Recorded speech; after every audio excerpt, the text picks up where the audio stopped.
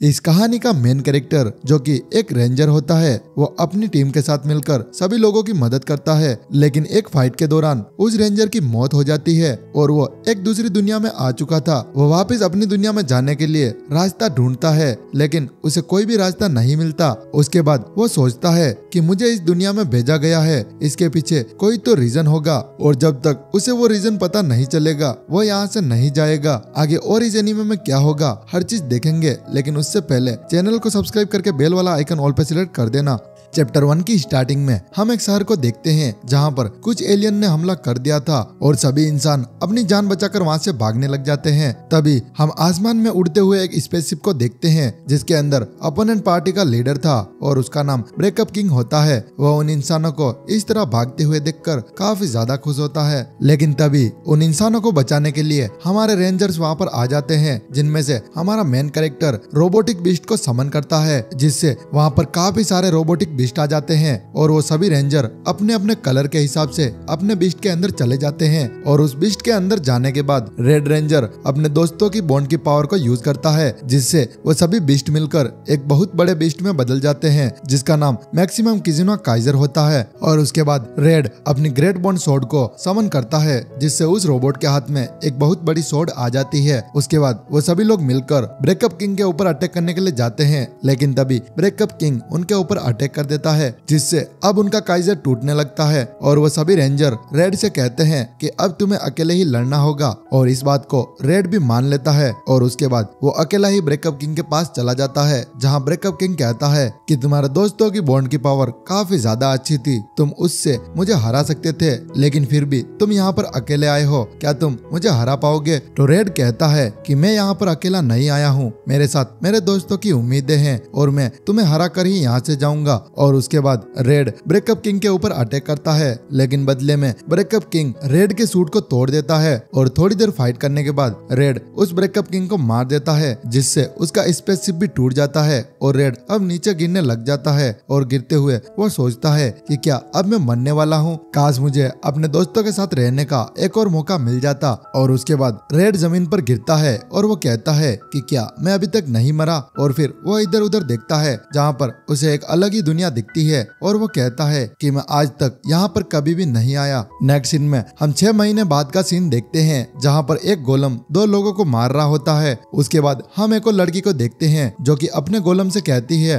कि ये दोनों एडवेंचरर किसी काम के नहीं है। तो वो एडवेंचरर कहता है कि तुम भी तो एक फॉरेन अरिस्टोक्रेट्स हो, तो तुम हमें मत सिखाओ कि हमें क्या करना है। और उसके बाद वो लड़की अपने गोलम से कहती है कि इन दोनों को बाहर फेंक दो, और वो गोलम उन दोनों को उठाकर बाहर चला जाता है। उसके बाद हम एक बूढ़े आदमी को देखते हैं जो कि उसी लड़की का बटलर था और वो कहता है कि आज आपसे मिलने के लिए एक और एडवेंचरर आने वाला है। तो वो लड़की कहती है कि नहीं, मुझे और किसी एडवेंचरर की जरूरत नहीं है, मुझे पता चल गया कि कोई भी मेरे काम का नहीं है। लेकिन फिर वो बटलर कहता है कि जिस एडवेंचरर की मैं बात कर रहा हूँ उसको गिल्ड ज्वाइन किए हुए बस 6 महीने हुए हैं, और 6 महीने के अंदर ही वो लोगों के बीच काफी ज्यादा पॉपुलर हो गया। और उसके बाद हमें बताया जाता है कि ये लड़की एक मेज है और इसका नाम इड्रा होता है। और वो अपने फादर की फोटो को देखती है और वो कहती है कि डैड, मैं प्रॉमिस करती हूँ कि मैं रॉयल स्केप्टर की पोजीशन को वापस पाकर रहूंगी। और तभी हम उसी गोलम को देखते हैं जो कि खिड़की तोड़ते हुए अंदर आ जाता है और उसके साथ में एक और लड़का आता है और वो कहता है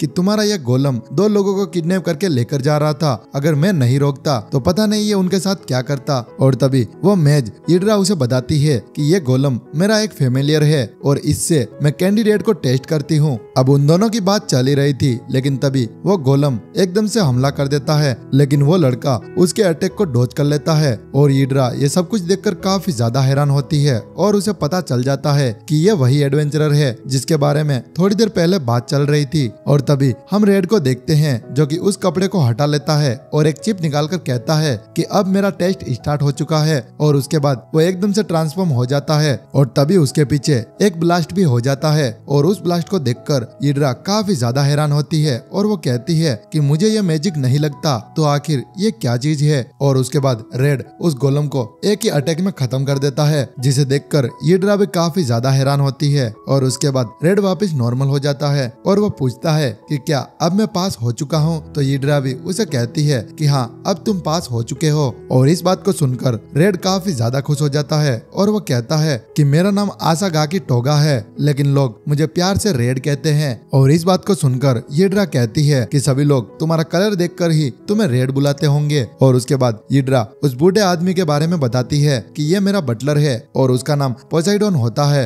और थोड़ी देर बाद रेड यीड्रा को समझाता है कि वो एक दूसरी दुनिया से आया है। और यीड्रा अपने मन में सोचती है कि ये काफी ज्यादा रेयर होता है। और वो सोचती है कि मैंने एक जगह पर पढ़ा था कि दूसरी दुनिया से एक हीरो आया था जिसने डीमन क्वीन को सील किया था। और उसके बाद यीड्रा रेड से पूछती है कि आखिर तुम ये रेड आउटफिट क्यों पहनते हो। और उसके बाद रेड कहता है कि ये यूनिफॉर्म बच्चों को काफी ज्यादा पसंद आती है। और उसके बाद यीड्रा कहती है कि तुम्हें मेरे लिए एक काम करना होगा, कि तुम्हें वोकेनार रूइंस से मेरे लिए एक क्रिस्टल लाना होगा। लेकिन रेड को कुछ भी समझ नहीं आता, तो वो बटलर उसे समझाता है कि जो माना मेटल है वो रिसेंटली डिस्कवर्ड हुआ है, कि वो एक ऑर्गेटाइप है। जब माना जमीन से लावा की तरह निकलता है तब वो एक क्रिस्टलाइज फॉर्म में आ जाता है। और क्रिस्टल बनने के पीछे एक अजीब सी पावर होती है। और उसके बाद यीड्रा कहती है कि रेड, मैं चाहती हूँ कि तुम मेरे लिए वो माना मेटल कलेक्ट करके लेकर आओ, जिससे मैं उनके ऊपर रिसर्च कर पाऊँ। अगर वो हमारे मैजिक में काम आ सकते हैं तो ये हमारे लिए बहुत अच्छी बात होगी, लेकिन अगर वो खतरनाक चीज होगी तो रॉयल फैमिली को उस चीज का जल्द से जल्द कुछ करना होगा। और इस बात को सुनकर रेड काफी ज्यादा जोश में कहता है कि इसका मतलब तुम ये कहना चाहती हो कि तुम मैजिक और लोगों के बॉन्ड को प्रोटेक्ट करना चाहती हो। और इस बात को सुनकर वो काफी ज्यादा खुश हो जाता है और वो खिड़की से कूद जाता है। और यीड्रा जैसे उसे देखने के लिए जाती है तो वो देखती है कि रेड अब ट्रांसफॉर्म हो चुका है। और वो यीड्रा को नीचे बुलाता है और उसके बाद वो एक आइटम को समन करता है, जिसके ऊपर बैठकर वो दोनों उड़कर वहां से चले जाते हैं। और थोड़ी देर बाद वो उस जगह पर पहुंच जाते हैं जहां रेड कहता है कि हमारे रास्ते में कोई भी मॉन्स्टर नहीं आया। तो यीड्रा कहती है कि तुम शायद भूल गए कि हमें रास्ते में बहुत बड़े बड़े मॉन्स्टर मिले थे, लेकिन तुमने उन सबको एक ही बार में हरा दिया था। और तभी यीड्रा की बात खत्म होती है और वो देखती है कि रेड उसकी बात नहीं सुन रहा और वो अंदर जा चुका है। तो यीड्रा भी उसके पीछे जाती है, जहाँ पर उन्हें काफी सारे मॉन्स्टर दिखते हैं। तो यीड्रा अपने आइस पावर का यूज करके उन सबको जमा देती है। और उसके बाद रेड भी एक स्वॉर्ड को समन करता है और सारे मॉन्स्टर को मार देता है। और उसके बाद वो फिर से एक ब्लास्ट करता है। और इस चीज को देखकर यीड्रा कहती है कि आखिर ये इतने सारे ब्लास्ट कैसे करता है।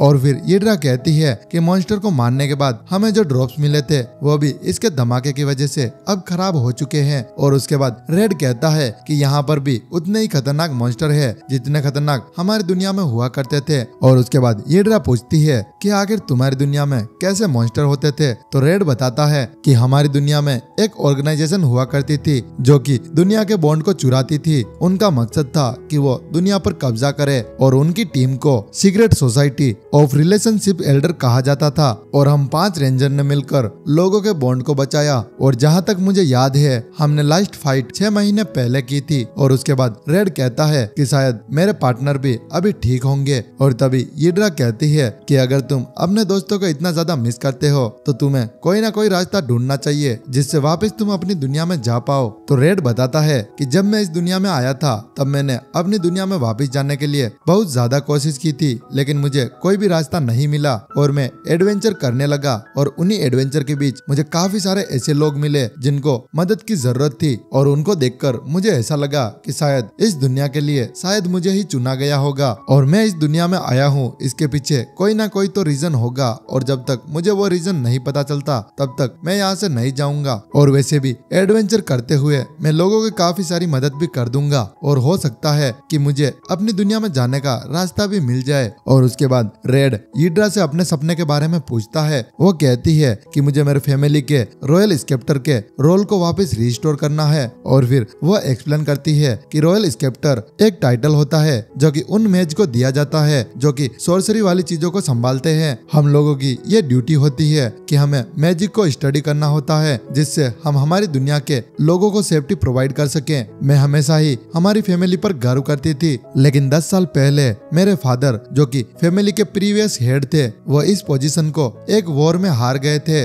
और इसी वजह से हमारी फैमिली को कैपिटल से निकाल दिया गया था। और अभी के टाइम पे जो स्केप्टर है वो ऑर्डर ऑफ नाइट और अरिस्टोक्रेसी के लिए रिजर्व करती है और वो मैजिक को वॉर के टूल के तौर पर यूज करती है। कुल मिला के वो अपने फायदे के लिए मैजिक को यूज करती है। और यीड्रा कहती है कि मैं उस स्केप्टर को कभी भी माफ नहीं करूंगी, इसलिए मुझे कुछ भी करके रॉयल स्केप्टर की पोजीशन को वापस पाना होगा, जिस चीज से मैं सभी लोगों के चेहरे पे वापस स्माइल ला पाऊं। और फिर हीड्रा कहती है कि मुझे पता है कि मेरी बातें सुनकर तुम्हें भी हंसी आ रही होगी, लेकिन फिर भी मैं ये काम करना चाहती हूँ। तभी रेड उसका हाथ पकड़ लेता है और कहता है कि मुझे तुम्हारा सपना काफी ज्यादा इंटरेस्टिंग लगा है और मैं तुम्हारे सपने को साकार करने में तुम्हारी मदद जरूर करूंगा। और उसके बाद वो दोनों आगे बढ़ने लग जाते हैं, जहाँ रास्ते में उन्हें काफी सारे स्केलेटन मिलते हैं। तो हीड्रा कहती है कि शायद ये वही लोग होंगे जो हमसे पहले उस माना मेटल पर रिसर्च करने के लिए यहाँ पर आए होंगे, लेकिन यहाँ के मॉन्स्टर ने इनको खत्म कर दिया। नेक्स्ट सीन में वो दोनों उस जगह पर पहुंच जाते हैं जहाँ पर काफी सारे माना मेटल होते हैं और रेड कहता है कि इतने सारे माना मेटल को ले जाने में काफी ज्यादा दिक्कत होगी। और हीड्रा अपने मन में सोचती है कि जहाँ तक मुझे पता है माना मेटल नॉर्मली फ्रोजन फाउंटेन की तरह दिखता है, लेकिन इन सारे माना मेटल को देखकर मुझे ऐसा लगता है कि इनको कोई इकट्ठा कर रहा है। अब वो दोनों आपस में बात कर ही रहे थे, लेकिन तभी वहाँ पर एक ड्रैगन आ जाता है और एकदम से वो हीड्रा के ऊपर हमला कर देता है, लेकिन रेड भी हीड्रा को बचा लेता है और वो दूर जाकर गिरता है, जिससे रेड को काफी ज्यादा चोट लगती है। और रेड पूछता है कि ये आखिर कैसा मॉन्स्टर है, तो हीड्रा बताती है कि ये शायद वही आखिरी मॉन्स्टर होगा जो रूइंस में रहता है। और उसके बाद रेड कहता है कि ये सारे माना मेटल इसी मॉन्स्टर ने इकट्ठा किए होंगे और पीछे जो हमने स्केलेटन देखे थे उन सबको भी इसी मॉन्स्टर ने मारा होगा। उसके बाद रेड खड़ा होता है और उस मॉन्स्टर से लड़ने के लिए आगे जाता है, जहाँ हीड्रा कहती है कि तुम्हारी हालत काफी ज्यादा खराब हो चुकी है, तुम इससे फाइट नहीं कर पाओगे। तो रेड कहता है कि अगर हमें वो माना मेटल चाहिए तो इससे तो फाइट करनी होगी, लेकिन हीड्रा कहती है कि उस माना मेटल को हम बाद में भी ले सकते हैं, पहले हमें अपनी जान बचानी चाहिए। लेकिन रेड उसकी बात नहीं मानता और वो कहता है कि मुझे तुम्हारा सपना काफी ज्यादा इंटरेस्टिंग लगा है और मैंने प्रॉमिस किया है कि मैं तुम्हारे इस सपने को साकार करूंगा, चाहे कुछ भी हो जाए। ये कहकर वो एकदम से ट्रांसफॉर्म हो जाता है, लेकिन तभी उसके पीछे हीड्रा होती है जो कि उस ब्लास्ट की वजह से दूर जाकर गिर जाती है। और उसके बाद रेड हीड्रा को उठाकर हवा में लेकर जाता है, जहाँ हीड्रा पूछती है कि आखिर हम इस मॉन्स्टर को कैसे हराएंगे। तो रेड कहता है कि अब मैं अपना सीक्रेट वेपन यूज करूंगा और उसके लिए मुझे हमारे फ्रेंडशिप के बॉन्ड की जरूरत पड़ेगी। और वो पूछता है कि क्या इस काम में तुम मेरी मदद करोगी। तो हीड्रा कहती है कि हमें मिले हुए बस आधा दिन हुआ है, क्या हमारी फ्रेंडशिप का बॉन्ड इतना पावरफुल होगा। तो रेड कहता है कि हम दोनों ने अपने सपने शेयर किए हैं और साथ में हम एडवेंचर भी कर रहे हैं, तो शायद ये काम कर सकता है। और हीड्रा उस बात को मान लेती है और रेड को अपने फ्रेंडशिप का बॉन्ड मिल चुका था, तो वो अपने बीस्ट को समन करता है और वो सारे बीस्ट मिलकर मैक्सिमम किजुना काइजर में बदल जाते हैं। और उसके बाद वो दोनों अपनी पोजीशन पर होते हैं और तभी हम देखते हैं कि वो मॉन्स्टर काइजर के ऊपर अटैक करने लग जाता है, जहाँ हीड्रा कहती है कि हमें कुछ करना होगा, नहीं तो ये काइजर हार जाएगा। तो रेड कहता है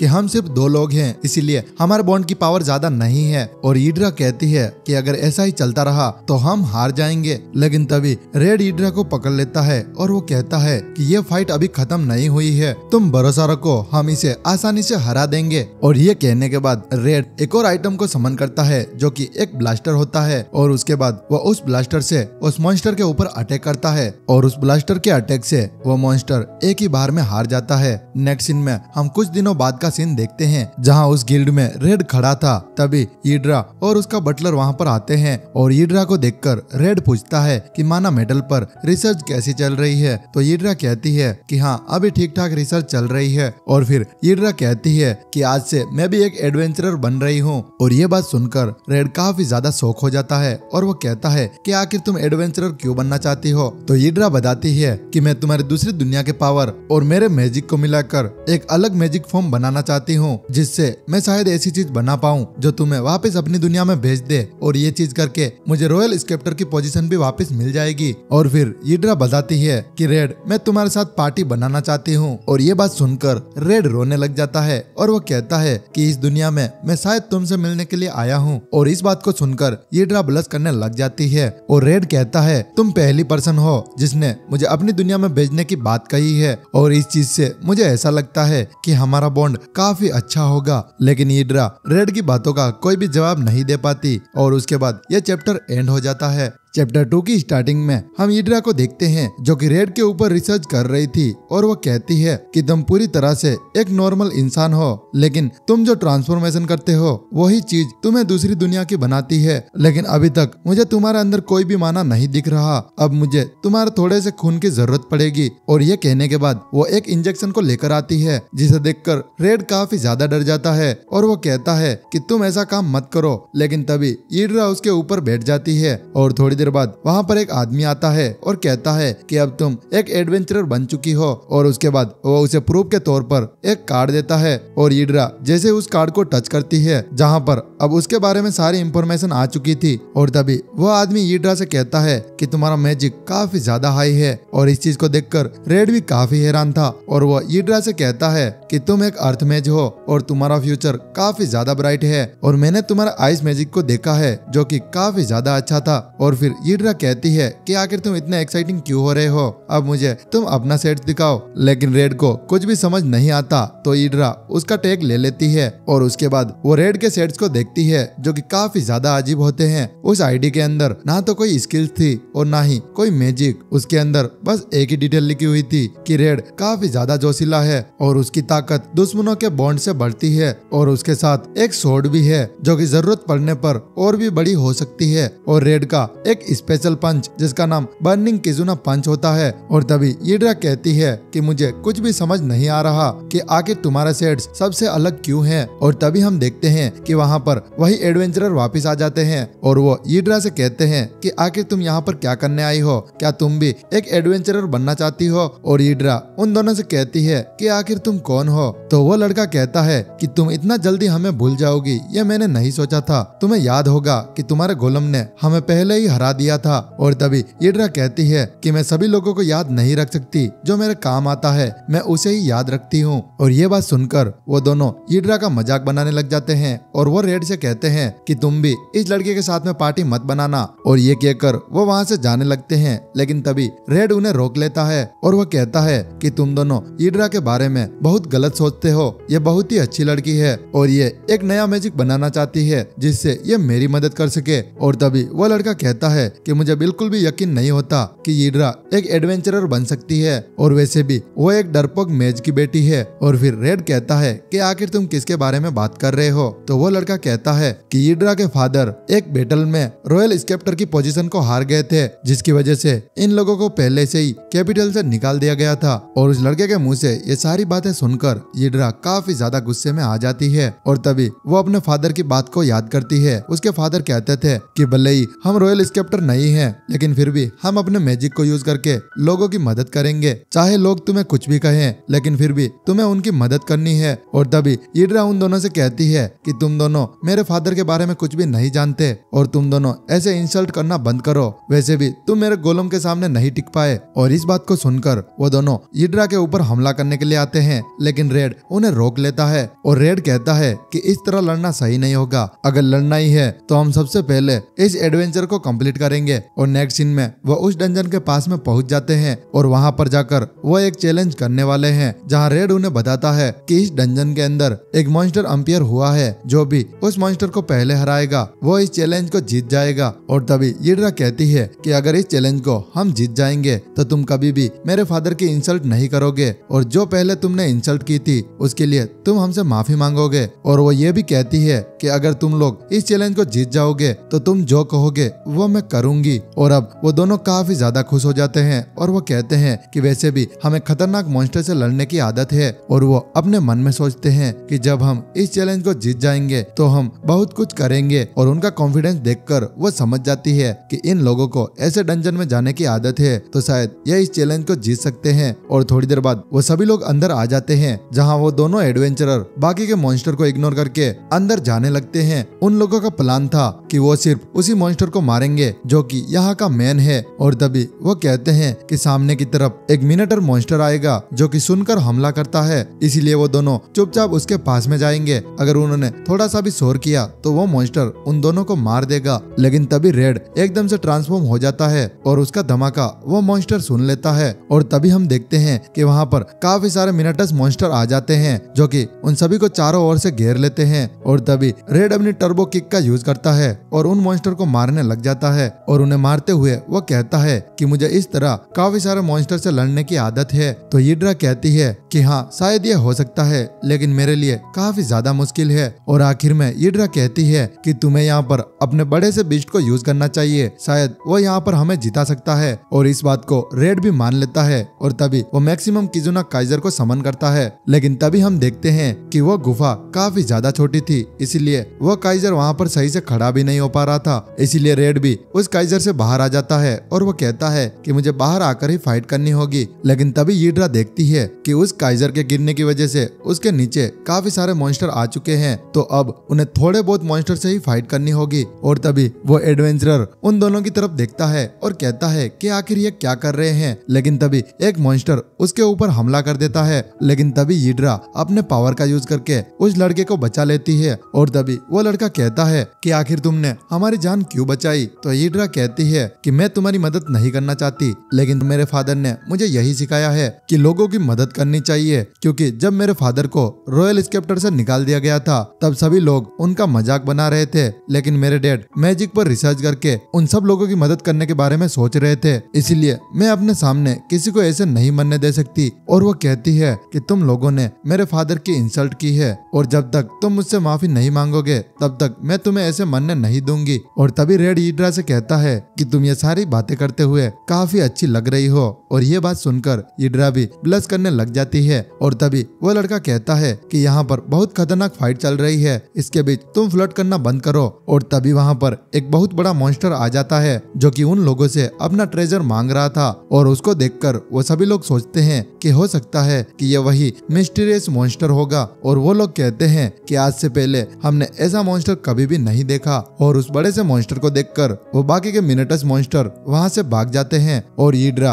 उस मॉन्स्टर से लड़ने के लिए तैयार हो जाती है। लेकिन रेड कहता है कि इससे मैं फाइट करूंगा। लेकिन तभी एकदम से वो एडवेंचरर एकदम से उसके ऊपर अटैक कर देते हैं और वो कहते हैं कि इसको मारने के बाद हम जीत जाएंगे। लेकिन तभी वो मॉन्स्टर उन दोनों के वेपन को तोड़ देता है और अब वो उन दोनों को मारने ही वाला था। लेकिन तभी रेड एकदम से आ जाता है और वो एक पंच मार के उन दोनों की जान को बचा लेता है और वो मॉन्स्टर एकदम से नीचे गिर जाता है। और तभी हम देखते हैं कि उस मॉन्स्टर को पंच मारने के बाद रेड को भी काफी ज्यादा दर्द होता है और वो कहता है कि ये मॉन्स्टर काफी ज्यादा पावरफुल है और ऐसी फाइट मैंने पहले भी की है। और नेक्स्ट सीन में हम पास्ट का सीन देखते हैं जहाँ पर ब्लू रेंजर जो एक जनरल से लड़ रहा होता है, वो रेंजर उसके ऊपर काफी अटैक करता है लेकिन जनरल को कुछ भी नहीं होता। लेकिन तभी वो अपोनेंट ब्लू के ऊपर आइस से अटैक करती है। लेकिन तभी मौके पर रेड वहाँ पर आ जाता है और उस आइस को तोड़कर ब्लू को बचा लेता है। और रेड ब्लू से कहता है कि मैं इसका ध्यान भटकाता हूँ, तब तक तुम सोचो कि आखिर इसे कैसे हराना है। और तभी रेड उस जनरल के ऊपर अटैक करता है लेकिन उसको बिल्कुल भी फर्क नहीं पड़ता क्योंकि उस जनरल ने अपने चारों ओर एक शील्ड क्रिएट कर ली थी। और तभी एकदम से वो ब्लू रेंजर के पास में आ जाती है और तभी रेड कहता है कि हम काफी बार फेल हुए हैं लेकिन फिर भी हमें कोशिश करनी चाहिए। और इन सारी बातों को सुनकर ब्लू रेंजर के दिमाग में एक आइडिया आ जाता है और वो कहता है कि इसको हराने के लिए हम अपनी बॉन्ड की पावर को यूज कर सकते हैं। और इस बात को रेड भी मान लेता है और वो एक बस्टर को समन करता है। और तभी एकदम से वहाँ पर सभी रेंजर आ जाते हैं और उस बस्टर को एक्टिवेट कर देते हैं और अब वो सारे रेंजर मिलकर अपने बॉन्ड की पावर को मर्ज कर लेते हैं, जिससे वो बस्टर अब काफी ज्यादा पावरफुल हो चुका था। और आखिर में वो सभी लोग मिलकर उस जनरल को आसानी से मार देते हैं। और प्रेजेंट में रेड बताता है कि हम और हमारे पार्टनर मिलकर बॉन्ड की पावर को मर्ज करते हैं जिससे हम आसानी से अपोनेंट को मार सकते हैं। और तभी रेड उन दोनों से कहता है कि मुझे तुम्हारी जरूरत है, अगर तुम मेरी मदद करोगे तो हम सभी मिलकर इसको आसानी से मार पाएंगे। और इस बात को सुनकर हिड्रा कहती है कि ये दोनों हमारी मदद नहीं करेंगे। लेकिन तभी हम उन एडवेंचरर को देखते हैं जो कि इस बात को मान लेते हैं। वो कहते हैं कि हम अपने चैलेंज को यहीं भूल जाते हैं, हमें यहाँ से बाहर निकलना होगा। और तभी रेड हिड्रा से पूछता है कि क्या तुम तैयार हो, तो हिड्रा भी उसे हाँ बोलती है। और उसके बाद रेड अपने बस्टर को समन करता है और सभी लोग अपनी पोजीशन पर आ जाते हैं। वो अटैक कर देते हैं लेकिन उस मॉन्स्टर को कुछ भी नहीं होता। और इस चीज को देखकर वो सभी लोग काफी ज्यादा शॉक हो जाते हैं और वो कहते हैं कि इस मॉन्स्टर को कुछ भी फर्क नहीं पड़ा। लेकिन तभी वो मॉन्स्टर उनके ऊपर अटैक करने के लिए आगे आता है। और तभी रेड कहता है कि मैं तुम्हें यह कहना तो भूल ही गया कि अगर हमारे दिल में एक दूसरे के लिए नफरत होगी तो ये बस्टर एक्टिवेट नहीं होगा। ऐसा एक बार पहले भी हुआ था जब ब्लू रेंजर और येलो रेंजर के बीच में लड़ाई हो गई थी। और तभी हम उस मॉन्स्टर को देखते हैं जो कि अपनी पावर को और भी बूस्ट कर लेता है और वो रेड के ऊपर अटैक करता है। रेड दूर जाकर गिर जाता है और वो ईड्रा से कहता है कि बाकी लोगों को लेकर तुम यहाँ से भाग जाओ, लेकिन ईड्रा उसकी बात नहीं सुनती और वो रेड के पास आकर उसे हील करने लग जाती है। और इस चीज को देखकर वो मॉन्स्टर ईड्रा के ऊपर ही हमला कर देता है, लेकिन तभी वो दोनों एडवेंचरर वहाँ पर आ जाते हैं और वो मौके पर उस मॉन्स्टर को रोककर ईड्रा को बचा लेते हैं। और ईड्रा काफी ज्यादा शॉक हो जाती है और वो कहती है कि आखिर तुम ये क्या कर रहे हो। तो वो लड़का कहता है कि पहले तुमने हमारी मदद की थी, इसलिए हमारा भी फर्ज बनता है कि हम भी तुम्हारी मदद करें। और आखिर में वो लड़का कहता है कि तुम जल्दी से रेड को हील करो, वैसे भी हम सब मिलकर इसको नहीं हरा पाएंगे। अगर रेड जल्दी ठीक हो जाएगा तो वो इसे आसानी से हरा पाएगा, क्योंकि वो काफी ज्यादा पावरफुल है। और तभी ईड्रा अपने मन में सोचती है कि मैं इन दोनों को एकदम यूजलेस समझ रही थी और मैंने फालतू में इनकी बेइज्जती कर दी, ये तो बहुत अच्छे हैं। और तभी हम उस मॉन्स्टर को देखते हैं जो कि उन दोनों को दूर फेंक देता है और अब वो ईड्रा की तरफ आगे बढ़ता है। और तभी रेड एकदम से उठ जाता है और उसके अंदर बॉन्ड की एनर्जी आ चुकी थी और वो उस मॉन्स्टर को एक पंच मार के उसे वहीं रोक लेता है। और उसे मारते हुए रेड कहता है कि मैंने अभी अभी हम लोगों के बीच में एक बॉन्ड को महसूस किया है। और उसके बाद रेड कहता है कि हम लोगों के दिल में एक दूसरे के लिए जो नफरत थी वो अब खत्म हो चुकी है और इसी वजह से बॉन्ड की पावर एक्टिवेट हो चुकी है। और ये कहने के बाद रेड अब वापस से अपनी यूनिफॉर्म में आ जाता है और उसके बाद वो सभी लोग वापस बस्टर के साइड में अपनी पोजीशन ले लेते हैं। और तभी हम देखते हैं कि वो चारों मिलकर उस मॉन्स्टर के ऊपर अटैक करते हैं और एक ही बारी में वो मॉन्स्टर मर जाता है। और उस मॉन्स्टर को हराने के बाद वो सभी लोग अलग अलग पोज में आ जाते हैं। और उसके बाद ईड्रा सोचती है कि आखिर हम सभी लोग ऐसा अजीब सा पोज क्यों कर रहे हैं। और थोड़ी देर बाद ईड्रा देखती है कि वो मॉन्स्टर एक बूढ़े आदमी में बदल चुका था। और उसके बाद वो सभी लोग डिसाइड करते हैं कि वो इस बूढ़े आदमी को अपने गिल्ड में लेकर जाएंगे। और ले जाते वक्त ईड्रा की नजर उस बूढ़े आदमी के सर पर जाती है जहां उसे कोई चीज लगी हुई दिख रही थी। नेक्स्ट सीन में वो सभी लोग गिल्ड में आ चुके थे जहां पर उस बूढ़े आदमी का इलाज होता है। और उसके बाद हम उन सभी को देखते हैं जो कि काफी ज्यादा खुश होते हैं। वहीं रेड ईड्रा से कहता है कि आज हमने 2 एडवेंचरर दोस्त बनाए हैं। और वहीं ईड्रा खुश होकर कहती है कि ये एडवेंचर काफी ज्यादा अच्छा था। और उसके बाद वो रेड से कहती है कि अब मुझे तुम्हारे खून की जरूरत है, मुझे रिसर्च करनी है। और ये बात सुनकर रेड वापस शॉक हो जाता है। और उसके बाद हम वापस से उसी बूढ़े आदमी को देखते हैं जो कि गांव के गलियों में घूम रहा होता है और वो कहता है कि मेरा ट्रेजर कहाँ है। लेकिन तभी उसके सामने एक लड़की आ जाती है और वो उससे कहती है कि फाइनली मैंने आपको ढूंढ ही लिया। लेकिन तभी वो बूढ़ा आदमी वापस से मॉन्स्टर में बदल जाता है। और इस चीज को देखकर वो लड़की कहती है कि आखिर इतने दिनों से आप कहाँ थे। लेकिन तभी वो मॉन्स्टर उनके ऊपर अटैक कर देता है। हम एक और लड़के को देखते हैं जो कि उस लड़की के साथ में आया था। वो एक ही बार में उस मॉन्स्टर को खत्म कर देता है और फिर से वो मॉन्स्टर एक बूढ़े आदमी में बदल जाता है। और वो लड़की उस बूढ़े आदमी के सर पर लगी चीज को निकाल लेती है। और उसके बाद वो दोनों वहाँ से जाने लगते हैं। और फिर वो लड़की कहती है कि अगर इस दुनिया को बचाना है तो हमें और भी लोगों की जरूरत पड़ेगी। और ये कहने के बाद यह चैप्टर भी एंड हो जाता है।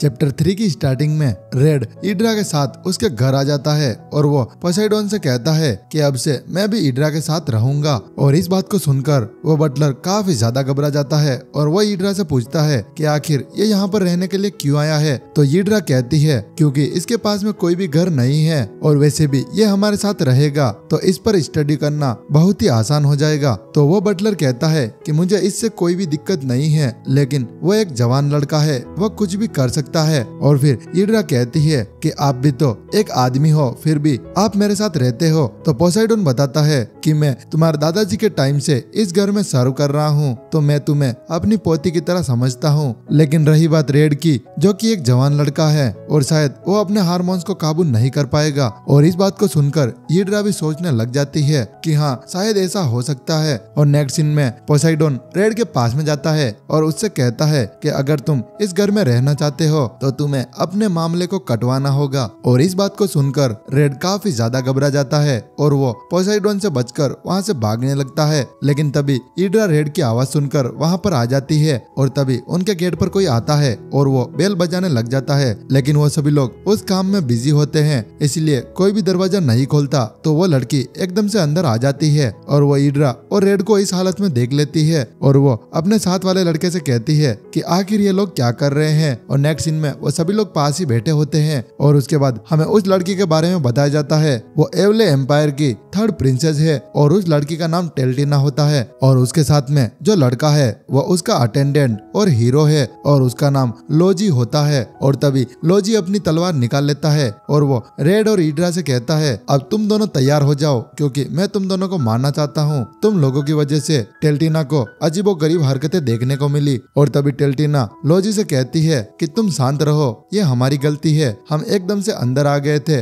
और तभी ईड्रा उन दोनों को समझाती है कि जैसा तुम सोच रहे हो हम वैसा कुछ भी नहीं कर रहे थे। और तभी टेल्टिना लोजी से कहती है कि तुम्हें थोड़ा सा और काइंड बनना होगा, अगर तुम काइंड नहीं बने तो लोग तुम्हें पसंद नहीं करेंगे। और तभी लोजी काफी ज्यादा रोमांटिक हो जाता है और वो टेल्टिना से कहता है कि मुझे लोगों से फर्क नहीं पड़ता, मुझे तो सिर्फ आपके प्यार की जरूरत है। और तभी टेल्टिना एक बोतल रखती है जिसके अंदर कोई चीज होती है और वो कहती है कि हम इस बारे में बात करने के लिए यहाँ पर आए हैं। और वो बताती है कि मैं चाहती हूँ कि तुम लोग इस आइटम को एनालाइज करो। और तभी रेड उस आइटम को देखता है और वो कहता है कि ये चीज तो उस बूढ़े आदमी के सर पर लगी हुई थी। और उसके बाद ईड्रा बताती है कि हमने एक मॉन्स्टर से फाइट की थी और वो मॉन्स्टर एक बूढ़े आदमी में बदल चुका था और हम उस बूढ़े आदमी को हमारे साथ लेकर आए थे, लेकिन जैसे उसकी हालत ठीक हुई वो यहाँ से भाग गया था। और तभी टेल्टिना कहती है कि तुम चिंता मत करो, वो बूढ़ा आदमी अभी ठीक है, मुझे नहीं पता था कि तुम लोगों ने ही उस मॉन्स्टर को हराया है।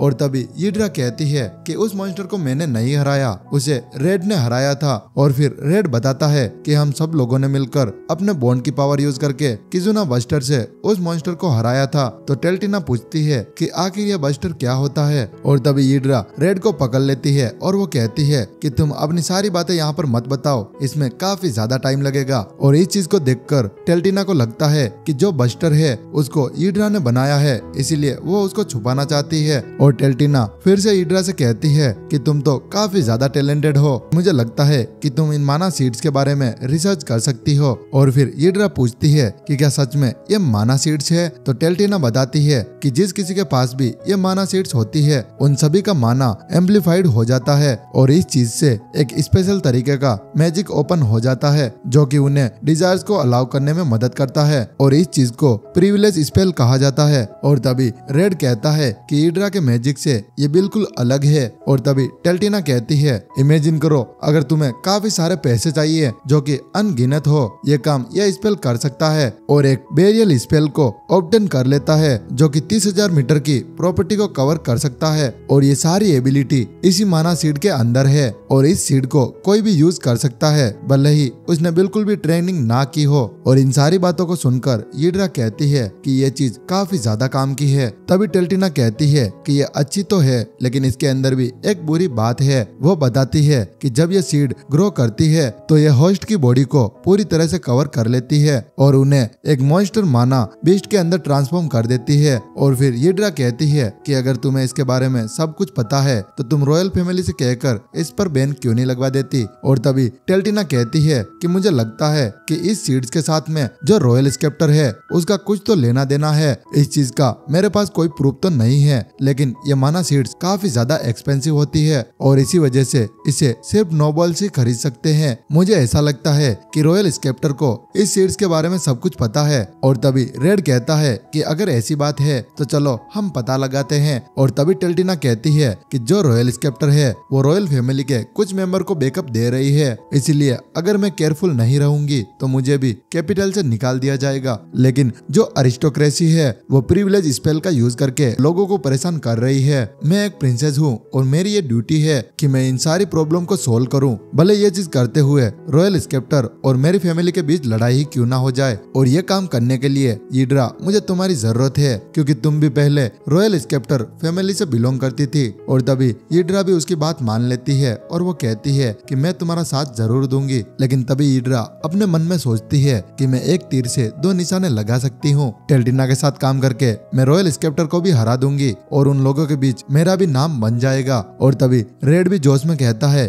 कि अगर दुनिया सच में खतरे में है तो मैं भी तुम्हारी मदद करूंगा। और उसके बाद टेल्टिना भी मान जाती है लेकिन लोजी भड़क जाता है और वो कहता है कि मैं एक मामूली से आदमी को टेल्टिना के पास भी नहीं आने दूंगा, मैं बस यही चाहता हूँ कि टेल्टिना के साथ बस मैं रहूं। और लोजी की यह सारी बातें सुनकर रेड भी अब गुस्से में आ जाता है और वो कहता है क्या तुम्हें मैं कमजोर लगता हूँ। हूँ। नेक्स्ट सीन में वो दोनों बाहर आ जाते हैं जहाँ पर उन दोनों के बीच में एक बैटल होने वाला है, जहाँ पर टेल्टिना हीड्रा से कहती है कि लोजी काफी ज्यादा पावरफुल है और लोजी के जो इक्विपमेंट है वो भी लेजेंडरी डिवाइन ट्रेजर के हैं। और ये भी कहा जाता है कि इन इक्विपमेंट को उस हीरो ने पहना था जिसने डीमन क्वीन को सील किया था, और उसकी स्वॉर्ड भी एक होली स्वॉर्ड है और वो रॉयल फैमिली की सबसे स्ट्रॉन्ग स्वॉर्ड है। और तभी रेड टेल्टिना से कहता है कि अगर इस बैटल को मैं जीत गया तो मैं तुम्हारी मदद जरूर करूंगा। और तभी लोजी कहता है कि मुझे तुम्हारी शर्त मंजूर है, अगर तुम इस बैटल को हार गए तो तुम हमारे सामने मत दिखना। और इस बात को रेड भी मान लेता है और फिर वो ट्रांसफॉर्म हो जाता है। लेकिन उसकी ट्रांसफॉर्मेशन देखकर हीड्रा काफी ज्यादा हैरान हो जाती है कि लोजी को ये देखकर भी कुछ भी फर्क नहीं पड़ा। लेकिन तभी हम टेल्टिना को देखते हैं जो कि रेड के ट्रांसफॉर्मेशन को देखकर काफी ज्यादा खुश हो जाती है और वो हीड्रा से पूछती है कि आखिर ये कैसा मैजिक है। और नेक्स्ट सीन में उनकी फाइट स्टार्ट हो जाती है जहाँ रेड अब थोड़ा सा पीछे आ चुका था और रेड अपने मन में सोचता है कि लोजी तो काफी ज्यादा पावरफुल है, अब मुझे भी थोड़ा सा सीरियस होना होगा। और वो अपनी स्वॉर्ड को और भी ज्यादा अपग्रेड कर लेता है। और तभी हम देखते हैं कि रेड मैक्सिमम किजुना काइजर को समन करता है और उस काइजर को देखकर लोजी अब घबराने लग जाता है। और तभी हम देखते हैं कि उस काइजर के अंदर टेल्टिना और हीड्रा आ जाते हैं। और तभी हीड्रा रेड से कहती है कि इस काइजर के अंदर आने के लिए लोगों का बॉन्ड होना चाहिए, लेकिन टेल्टिना तो हमें थोड़ी देर पहले मिली थी, तो आखिर तुमने इसके साथ बॉन्ड कब बनाया। और फिर रेड कहता है कि टेल्टिना ने अपनी सारी बात हमारे साथ शेयर की थी और मैंने भी उससे प्रॉमिस किया था कि मैं उसकी मदद करूंगा, इस बॉन्ड के लिए बस इतना ही काफी होता है। और तभी हम टेल्टिना को देखते हैं जो कि ऊपर से लोजी को बुलाती है और कहती है कि यहाँ का नजारा काफी ज्यादा अच्छा है। और इस चीज को देखकर लोजी काफी ज्यादा गुस्से से कहता है कि रेड तुम्हारी इतनी हिम्मत कि तुमने टेल्टिना को ही पकड़ लिया। और उसके बाद वो भी उस काइजर के ऊपर अटैक कर देता है, लेकिन लोजी काफी ज्यादा छोटा होता है इसीलिए वो काइजर उसे नहीं मार पाता। और इस चीज को देखकर रेड अपने काइजर के हाथ में उस बड़ी सी स्वॉर्ड को समन करता है। और इस स्वॉर्ड को देखकर लोजी कहता है कि ये स्वॉर्ड मुझे नहीं हरा पाएगी। तो रेड कहता है कि ये स्वॉर्ड नहीं एक फैन है। और तभी हम देखते हैं कि वो उस स्वॉर्ड को एक फैन की तरह घुमाता है जिससे लोजी बहुत दूर जाकर गिर जाता है। और नेक्स्ट सीन में शाम हो जाती है और वो सभी लोग लोजी को ढूंढ लेते हैं। और लोजी को पता चल चुका था कि रेड अब जीत चुका है, इसीलिए वो उसे एक्सेप्ट कर लेता है। और नेक्स्ट सीन में वो इंफॉर्मेशन कलेक्ट करने के लिए जर्नी पर निकल जाते हैं जहाँ हीड्रा अपने बटलर से कहती है कि मैं यहाँ से जा रही हूँ, मेरे वापस आने तक आप घर का ख्याल रखना। और वो बटलर भी हीड्रा को हाँ बोलता है और वो रेड से कहता है कि तुम थोड़ा संभल कर रहना। नेक्स्ट सीन में वो अकाली उन नाम के एक टाउन में पहुंच जाते हैं जहाँ के लोग कभी भी नहीं सोते। उन लोगों का शक था कि यहाँ का जो लीडर है उसके पास में एक माना सीड है। और उसके बाद वो कहीं जा रहे होते हैं जहाँ लोजी रेड को दूसरे नाम से बुलाता है। तो रेड कहता है कि लोजी तुम मुझे रेड कह सकते हो। और रेड उसे ये भी बताता है कि टेल्टिना भी उसे रेड कहकर बुलाती है। और ये बात सुनकर लोजी को काफी ज्यादा गुस्सा आता है। वो कहता है कि टेल्टिना ने कभी भी मुझे अपने निकनेम से नहीं बुलाया। और तभी रेड लोजी से कहता है कि आज से मैं तुम्हारा नाम लो रखता हूँ। लेकिन यह निकनेम लोजी को बिल्कुल भी पसंद नहीं आता, इसलिए वो रेड को मारने के लिए उसके पीछे चला जाता है। नेक्स्ट सीन में वो सभी लोग एक जगह पर पहुंच जाते हैं। वहां पर पहुंचने के बाद टेल्टिना बताती है कि यहाँ पर मर्चेंट और एडवेंचरर के साथ साथ और भी काफी वैरायटी के लोग मिलते हैं। और तभी वो इधर उधर देखते हैं जहाँ उन्हें कोई भी नहीं दिखता। तो वो सोचते हैं कि आखिर लॉर्ड के बारे में हम किससे पूछेंगे। और तभी टेल्टिना सोचने लग जाती है। वो कहती है कि पहली बार मैंने इतना शांत गाँव देखा है, इस गाँव में माना सीड्स के बारे में कुछ ना कुछ तो पता चल जाएगा। और तभी वहाँ पर एक लड़की आ जाती है जिसने अपना चेहरा ढका हुआ था और वो उन लोगों से कहती है कि तुम लोग लॉर्ड के बारे में पूछना बंद करो, मुझे ये भी पता है कि तुम यहाँ के लोगों को कुछ क्वेश्चन पूछना चाहते हो, लेकिन तुम लोग कुछ भी नहीं पूछ पाओगे क्योंकि यहाँ का एक रूल है कि यहाँ के लोग दूसरे लोगों को लॉर्ड के बारे में कोई भी इंफॉर्मेशन नहीं देते। और उसके बाद वो लड़की कहती है कि अगर तुम अपनी जान बचाना चाहते हो तो तुम जल्दी से यहाँ से चले जाओ। और ये कहने के बाद वो लड़की भी वहाँ से चली जाती है। और तभी टेल्टिना कहती है कि आखिर लॉर्ड को ये सब कुछ कैसे पता कि दूसरे लोग यहाँ के लोगों को लॉर्ड के बारे में पूछते हैं। और तभी हीड्रा कहती है कि मेरे हिसाब से वो मैजिक फील्ड का यूज करता है क्योंकि मैं भी उस मैजिक फील्ड को सेंस कर पा रही हूँ जो कि इस पूरे टाउन को कवर कर रहा है। मुझे लगता है कि वो लॉर्ड इस पावर का यूज करके अपने पूरे टाउन के ऊपर नजर रखता है। और तभी वहाँ पर एक मॉन्स्टर आ जाता है और वो उनसे कहता है कि तुम लोग लॉर्ड के बारे में पूछना बंद करो। लेकिन वो सभी लोग सोचते हैं कि आखिर ये क्या चीज है। और तभी हीड्रा बताती है कि ये भी उस स्पेल का हिस्सा हो सकता है। लेकिन तभी वहाँ पर इस टाउन का लॉर्ड आ जाता है और वो उन सब से पूछता है, क्या तुम्हें प्रिविलेज स्पेल के बारे में पता है? और तभी उसके सामने टेल्टिना आ जाती है और वो कहती है कि मैं एवेलो एम्पायर की तीसरी प्रिंसेस हूँ। और वो उस लॉर्ड से कहती है कि आप मैजिक का यूज करके लोगों को डराते हो, इस चीज को मैं बिल्कुल भी अनदेखा नहीं कर सकती। और अब मैं आपको ऑर्डर देती हूँ कि आप अपने माना सीड्स को जल्द से जल्द फेंक दो। और इस बात को सुनकर लॉर्ड कहता है कि मैंने अपने लोगों के साथ में कुछ भी गलत नहीं किया, मैं स्पेल का यूज करके इस गांव में शांति ला रहा हूँ। और उसके बाद रेड कहता है कि तुम लोगों को धमकाते हो और इसे शांति का नाम देते हो। वो कहता है कि तुम गलत मत समझो, मैं उनको गाइड करना चाहता हूँ क्योंकि इस टाउन के ज्यादातर लोग खो चुके हैं और उन्हें पैराडाइज ढूंढने की बिल्कुल भी होप नहीं है। और इसी वजह से मैंने गलत रास्ते पर कांटे फेंके हैं जिससे लोग सही रास्ते पर चलेंगे। और तभी रेड कहता है कि आपकी वजह से ये सभी लोग डरे हुए हैं, अगर आप इन्हें सही रास्ता दिखाना चाहते हो तो इनका हाथ पकड़ के दिखाओ, ये लोग आपसे काफी ज्यादा डरते हैं। और तभी टेल्टिना कहती है कि रेड एकदम सही बोल रहा है, अगर आपको सच में शांति चाहिए तो आप वैसा करो जैसा लोग कहते हैं। और फिर वो लॉर्ड कहता है कि भले ही तुम कुछ भी कहो, मेरे लोग मेरे रूल्स को फॉलो करते हैं और इस टाउन में अच्छे से रहते हैं, लेकिन तुम मुझे ये बताओ कि आखिर तुम्हें इस चीज से क्या दिक्कत है। और ये बात सुनकर रेड काफी ज्यादा गुस्से में आ जाता है और वो अपने आप को ट्रांसफॉर्म कर देता है। और उसे देखने के बाद वो लॉर्ड कहता है कि मैं तुमसे शांति से बात कर रहा था, लेकिन अब मुझे कुछ अलग करना होगा। और तभी वो लॉर्ड अपने मॉन्स्टर को भेजता है और वो सारे मॉन्स्टर रेड के ऊपर काफी तेजी से हमला कर रहे होते हैं, इसीलिए रेड को पता ही नहीं चलता कि आखिर ये हमला कहाँ से हो रहा है। और उसके बाद यीड्रा समझ जाती है कि लॉर्ड ने जो बेरियल क्रिएट कर रखा है उसकी वजह से उसे पता चल जाता है कि कौन उसके रूल को तोड़ रहा है। और जैसे ही उसे पता चलता है तो वो अपने फैमिलियर को भेजकर उस इंसान को पनिशमेंट देता है। और तभी लॉर्ड कहता है कि जो भी मेरे रूल्स को फॉलो नहीं करेगा मैं उन सबको पनिशमेंट दूंगा। और तभी यीड्रा को यह भी समझ आ जाता है कि उस पावर की वजह से लॉर्ड को रेड के ब्लाइंड स्पॉट के बारे में भी पता चल चुका है, इसीलिए लॉर्ड के फैमिलियर रेड के ऊपर इतना तेजी से हमला कर पा रहे हैं। और ये सब कुछ करने के लिए बहुत ज्यादा माना की जरूरत होती है। और तभी हम प्रिंसेस टेल्टिना को देखते हैं जो कि लोजी से कहती है कि तुम भी जाओ और रेड की मदद करो। और उसकी बात पर लोजी कहता है कि नहीं, मैं उसकी मदद नहीं करूंगा, उसे पिटते हुए देखकर मुझे काफी ज्यादा मजा आ रहा है। और वहीं रेड अपने मन में कहता है कि मुझे अपने काइजर को बुलाना होगा। और उसके बाद रेड अपने काइजर को समन करने ही वाला था, लेकिन तभी लॉर्ड के फैमिलियर उसके ऊपर काफी जोर से अटैक करते हैं, जिसकी वजह से रेड का सूट अब पूरी तरह से टूट चुका था। और उसके बाद ये चैप्टर भी एंड हो जाता है। चैप्टर 4 की स्टार्टिंग में हम देखते हैं कि वहाँ पर एकदम से धुआं फैल जाता है और तभी वो सभी लोग वहाँ से गायब हो जाते हैं। वो लॉर्ड कहता है कि इस बार तुम बच गए, लेकिन अगली बार तुम नहीं बच पाओगे। और नेक्स्ट सीन में हम उन सभी को एक जगह पर देखते हैं जहाँ पर रेड एक लड़की को थैंक यू बोलता है और पूछता है कि आखिर अभी हम कहाँ पर है। और तभी वो लड़की बताती है कि ये हमारा विरोधी ग्रुप है। और उसके बाद वो लड़की अपना नाम बताती है, उसका नाम ग्रीस होता है। और तभी टेल्टिना कहती है कि इसका मतलब तुम लोगों ने एक विरोधी ग्रुप को बना रखा है। और इस बात पर ग्रीस हाँ कहती है और वो पूछती है कि आखिर तुम लोग यहाँ पर लड़ाई क्यों कर रहे हो।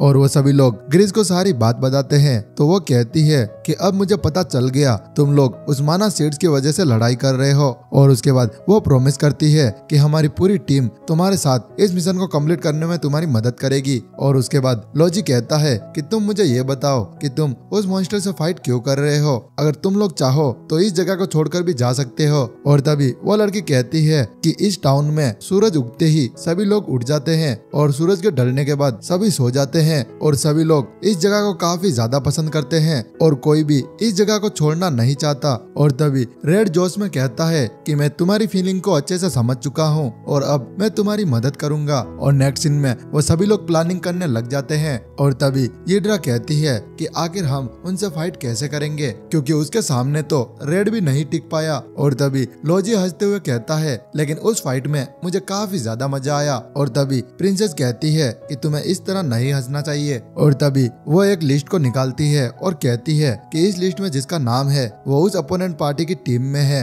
और तभी रेड अपना आइडिया शेयर करता है। वो कहता है कि मैं अपने मैक्सिमम किजुना काइजर को समन करके उन सभी लोगों के ऊपर अटैक कर दूंगा। लेकिन इस बात पर हीड्रा कहती है कि अगर तुम ऐसा करोगे तो बुरे लोगों के साथ साथ काफी सारे अच्छे लोग भी मारे जाएंगे। और तभी हीड्रा कहती है कि अब हमें थोड़ा सा सोचना होगा, ये जगह टाउन का सेंटर है तो आखिर अब हम अटैक कहां से करेंगे, क्योंकि इस टाउन के अंदर जब वो लॉर्ड सोता है तब भी उसका वो बेरियल उसे सारी इंफॉर्मेशन देता रहता है। और फिर से रेड कहता है कि मैं अपने काइजर को टाउन के सेंटर के अंदर लेकर आऊंगा और उसके बाद मैं हमला कर दूंगा। और इस बात पर हीड्रा कहती है कि तुम फिर से गलत सोच रहे हो, अगर तुम काइजर से अटैक करोगे तो काफी सारे घर भी टूट जाएंगे। और उसके बाद हीड्रा कहती है कि मेरे पास एक आइडिया है, लेकिन मुझे नहीं पता कि वो काम करेगा या फिर नहीं, और उसे अप्लाई करना भी काफी ज्यादा मुश्किल है। और नेक्स्ट सीन में हम लोजी और रेड को देखते हैं जो कि पास में खड़े होते हैं। और टेल्टिना उन दोनों को देखकर कहती है कि ये दोनों साथ में कितने अच्छे लग रहे हैं। और वो हीड्रा से कहती है कि मैं तुम्हारे प्लान को समझ गई, लोजी और रेड को मिलकर फाइट करनी होगी।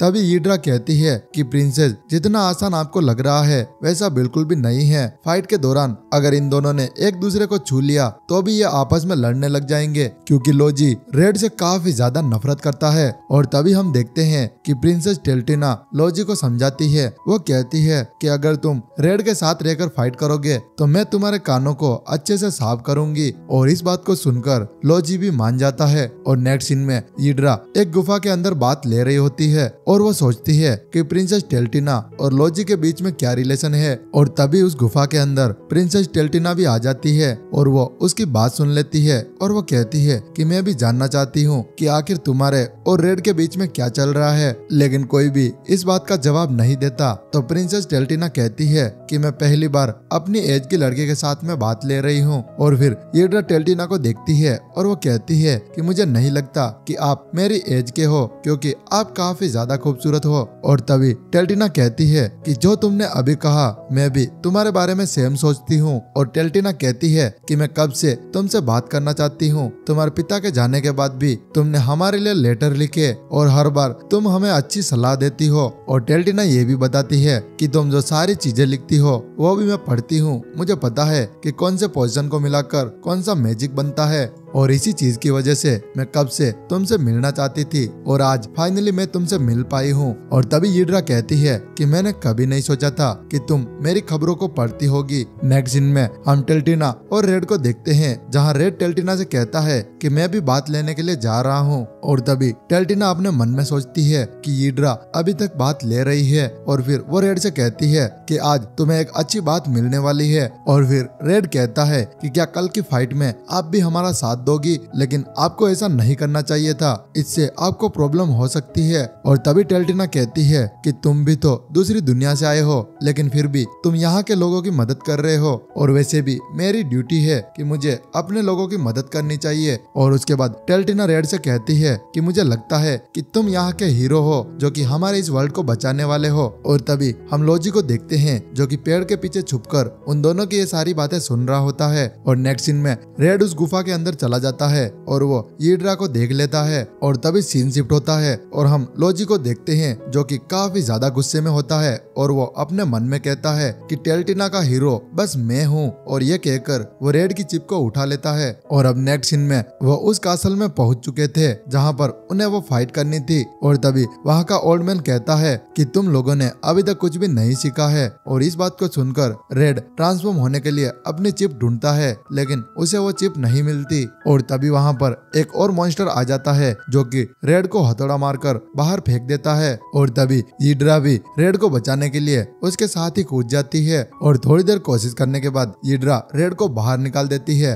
और उसके बाद रेड हीड्रा को थैंक यू बोलता है और कहता है कि तुमने मेरी जान बचाई है। लेकिन वो देखता है कि हीड्रा उसकी तरफ नहीं देख रही, तो वो पूछता है कि आखिर क्या हुआ है। तो हीड्रा बताती है कि जब तुम पानी में गिरे थे तब तुम्हारी हालत काफी ज्यादा खराब हो गई थी और मैं अपने मैजिक से तुम्हें हील करने की कोशिश कर रही थी, लेकिन तुम होश में नहीं आए थे, इसीलिए मैंने किसी और तरह से तुम्हें बचाया है। और तभी रेड उसकी बात को काट देता है और वो कहता है कि आखिर लोजी और प्रिंसेस टेल्टिना कहाँ पर है। तो हीड्रा कहती है कि आखिर तुम मेरी बात को कैसे काट सकते हो, ये मेरा फर्स्ट टाइम था। और उसके बाद रेड कहता है कि अब मैं कर भी क्या सकता हूँ, तुमने मेरी जान बचाई है तो मैंने तुम्हें थैंक यू भी बोल दिया है। और तभी हम प्रिंसेस टेल्टिना को देखते हैं जो कि लोजी से कहती है कि रेड और हीड्रा यहाँ से जा चुके हैं, तो अब हमें भी यहाँ से चलना चाहिए। और लोजी कुल बनते हुए कहता है कि तुम इतना मत डरो, मैं अभी इन सबको हरा दूंगा। और ये कहकर वो उनके ऊपर अटैक कर देता है। और तभी वो ओल्ड मैन कहता है कि इसका मतलब तुम वही ग्रेटेस्ट हीरो हो जिसको यहाँ पर चूज किया गया है। और उसके बाद हम पास्ट के सीन को देखते हैं जहाँ पर प्रिंसेस लोजी से कहती है कि अच्छा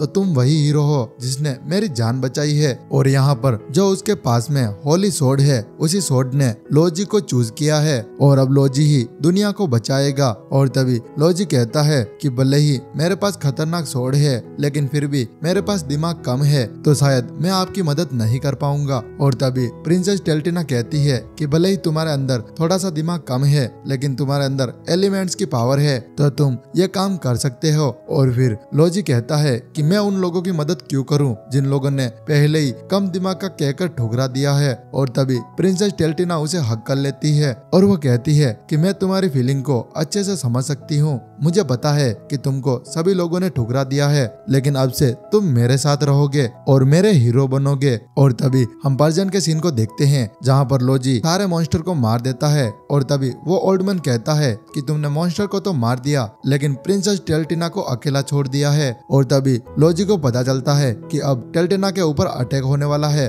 और लोजी अब प्रिंसेस को बचाने के लिए उसके पास जाता है, लेकिन तभी वह मॉन्स्टर लोजी को ही मारने लग जाता है। लेकिन थोड़ी देर बाद रेड भी वहाँ पर आ जाता है और वो लोजी को बचा लेता है। और तभी हीड्रा वहाँ पर एक बेरियल क्रिएट कर देती है और वो कहती है कि ये बेरियल ज्यादा देर तक इन मॉन्स्टर को नहीं रोक पाएगा। इतने टाइम में वो लोजी को हील कर देती है। और तभी रेड भी लोजी को खड़े होने में उसकी मदद करता है, लेकिन लोजी कहता है कि रेड मुझे तुम्हारी हेल्प की जरूरत नहीं है। और तभी हम देखते हैं कि लोजी की जेब से वो चिप नीचे गिर जाती है और रेड उससे पूछता है कि आखिर ये मेरी चिप तुम्हारे पास क्या कर रही है। और तभी प्रिंसेस लोजी के पास में आती है और वो प्यार से पूछती है कि तुम मुझे सारी बात सच सच बताओ। और तभी लोजी कहता है कि मुझे काफी ज्यादा डर लग रहा है कि कहीं रेड मेरी पोजीशन को ना ले ले। और तभी प्रिंसेस टेल्टिना कहती है कि तुम्हें पता होगा कि जब तुम मुझे मिले थे उससे पहले मुझे पता था कि कोई नोबल बंदा ये सब कुछ काम करवा रहा है, लेकिन फिर भी मैं किसी के ऊपर उंगली नहीं उठा सकती थी। और उसके साथ साथ मेरा लेवल भी काफी ज्यादा कम था